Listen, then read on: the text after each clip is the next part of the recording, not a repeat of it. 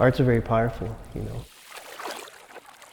One of the taglines within our mural is the strongest soft power in the world.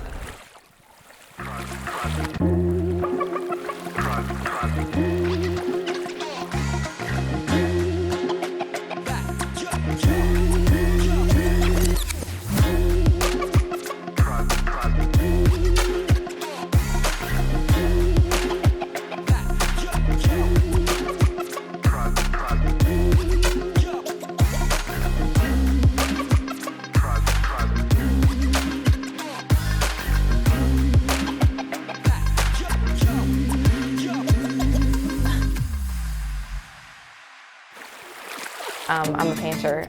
I'm a BFA student at UNR. I've lived here all my life, and I also like to make art about the environment. I'm a graphic design student. I've been in Reno my whole life, and I was fully like, yes, I want to take this class. That sounds awesome. Like painting a mural for the school, it's amazing. Currently, I'm a senior right now. I'm currently working as a photography major and minor in graphic design. I think just the mural in general, I think we all like it. It references like water, just as like a power locally, because the Truckee River is pretty significant to Reno's history and just in general. It really does represent the history and culture, not just to Reno, but also like to life in Nevada itself.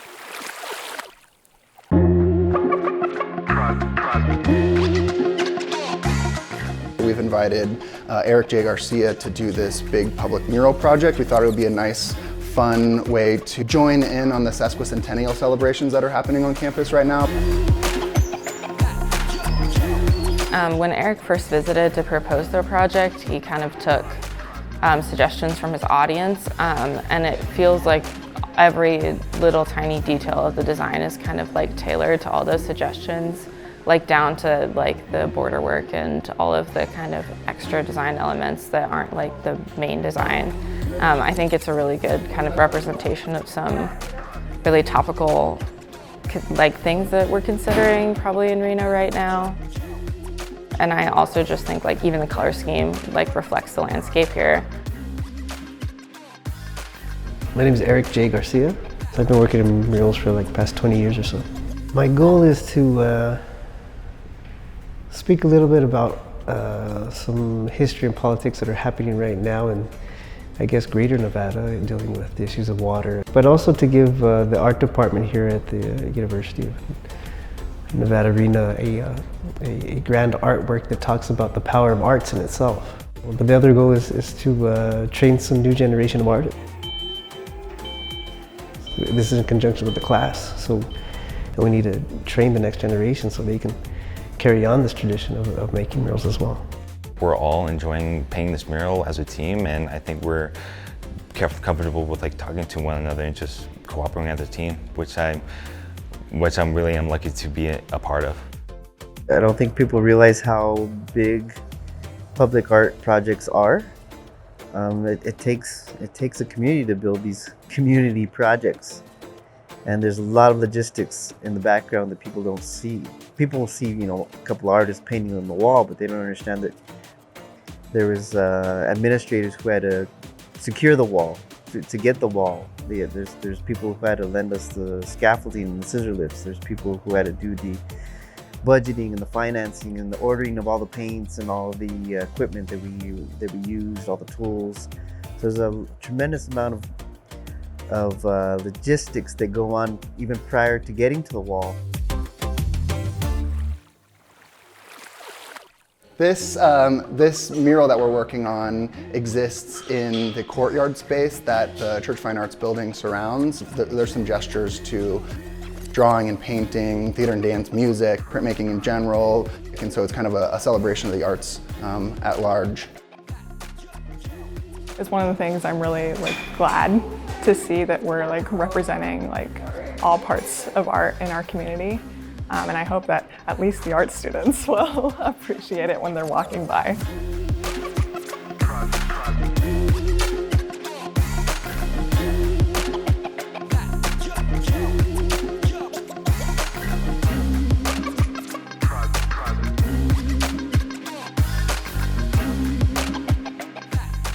students are taking a summer mini session class right now, and so they're getting to work with Eric and myself in actually organizing and developing and painting the mural, and also working here at Black Rock Press to print a limited edition broadside poster. Today we're going to do the first layer of our print. We're making a printed poster of our mural project. Parts of the mural were taken directly from the letterpress studio. Like, we celebrate like the type used here and the kind of letterpress process. So it's kind of a hand-in-hand situation. The mural celebrates the letterpress studio, and the letterpress is a celebration of the mural. You could print these on a typical printer, but I think like the actual hand process of, individually setting type or linoleum cuts or the different layers that you can do is what really makes it worth it, in my opinion. But some people do like using wood type just because, it's so old and you want to preserve it and also, work with it as much as possible. A lot of graphic design students come in. And I really wanted to be a part of this process, so it's really exciting for me to actually be here. I like to explore like pushing the bounds of typography, what makes a typeface and what makes a design with typography like interesting and eye-catching.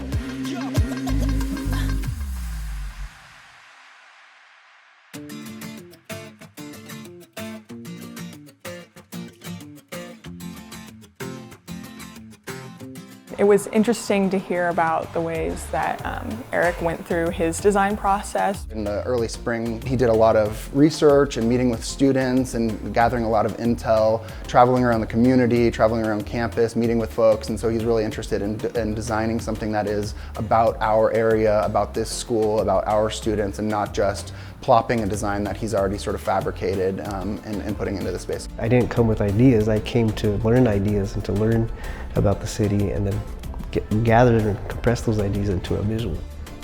I'm from Albuquerque, New Mexico. I'm not from Nevada, so I don't know Reno at all. So I need to be taught.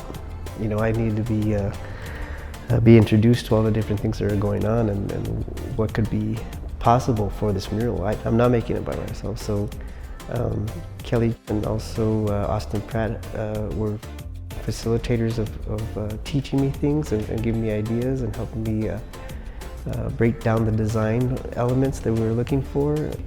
And then to actually paint the mural, to actually put the paint on the wall, we have a class that's going to help me paint the mural as well. I think I was ready for something inside the building, like a small scale situation. I had like, oh, maybe we'll paint that big wall that's outside, but probably not. So it was quite like a nice surprise, but also like a nervous surprise of like, oh wow, we're painting like a 40-foot wall outside. It can be kind of mysterious or kind of daunting to try to create a giant picture on a wall, but hopefully through the class they understood that it's not as hard, it's not as scary. There's very easy techniques that allow you to get these types of projects done. So hopefully they learned those techniques, and hopefully they can find their own walls and create their own murals. So it's a really cool kind of thing to have a mural so deeply intertwined in this community. I think there's a power in the arts. I think there's the hard power where you can knock someone over the head and make them change their mind. But then there's the soft power, like the arts, that can really make people think differently, change perspectives, think critically, think in different ways. I'm just really excited for it, and I'm excited to have kind of a representation of the art department as it is now in the Church Fine Arts building.